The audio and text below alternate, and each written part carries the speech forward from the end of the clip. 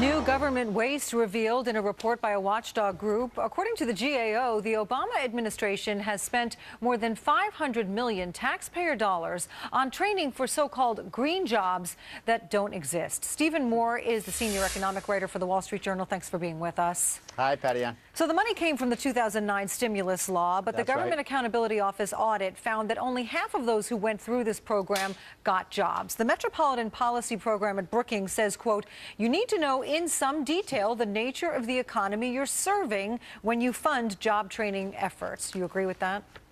Yeah, no question about it. And the big problem here, Patty Ann, was that the government and the Obama administration thought that there would be potentially millions of jobs created in the green job industry. And this has turned into a green nightmare, not green jobs. In fact, only about 11,000 people got jobs, and a lot of those jobs weren't even full-time jobs.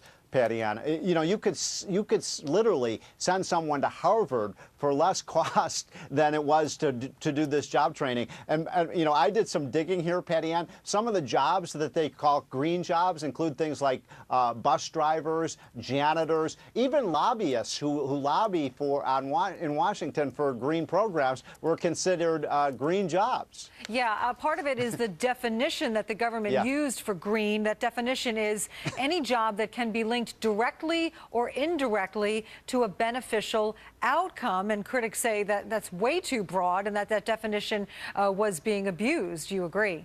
I don't think there's any question about it. And again, I think it comes down to the fact that back 4 or 5 years ago, everyone thought that we were going to have this huge, massive increase in solar energy and wind industry, and it just hasn't happened. In fact, the big growth in jobs, ironically enough, has not been in the renewable energy. It's been in the oil and gas industry, which has been the industry that has created more jobs. And guess what, Patty Ann? Those industries got zero money in terms of job training, and they created hundreds of thousands of jobs. So it was a real misallocation of resources. It was a boondoggle. And by the way, a lot of the money also went to left-wing groups that happened to support Barack Obama, groups like National Council of La Raza and other environmental groups that put in a lot of money to get Barack Obama elected in the first place. Yeah.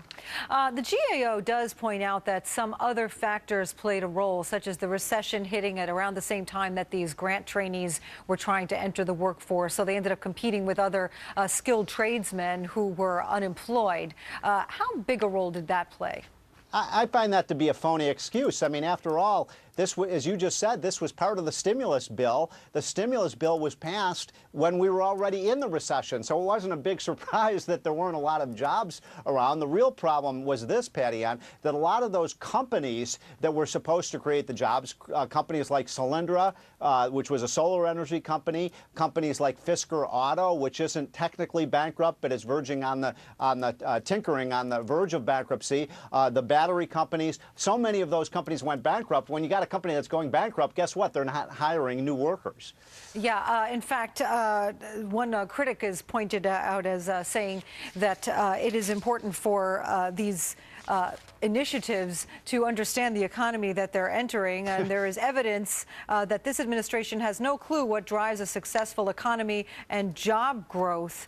The administration, though, says that, look, we're investing in something good. As with all investments, some of them fail, others succeed. Are we focusing on the failures and overlooking the successes of the green program? No, because there have been so few successes. It's actually hard to find any successes. You know, we have spent, not just through this job training, but all of the subsidies we've given to green energy over the last 5 years, and this is the last year of the Bush administration and the first 4 years of the Obama administration, we have spent, Patty Ann, $100 billion supporting this industry, and yet here we are 5 years later, and only about 2% of our electricity comes from wind and solar power. So it has been a failure of central planning, and this isn't a partisan argument. Government never knows what industry is going to emerge. Who would have thought 5 or 6 years ago that we would have this natural gas explosion, all the jobs created in that industry? No one can predict, and it's why we shouldn't have the government get involved in these kinds of decisions in the first place. All right, Stephen Moore of the Wall Street Journal, thank you as always.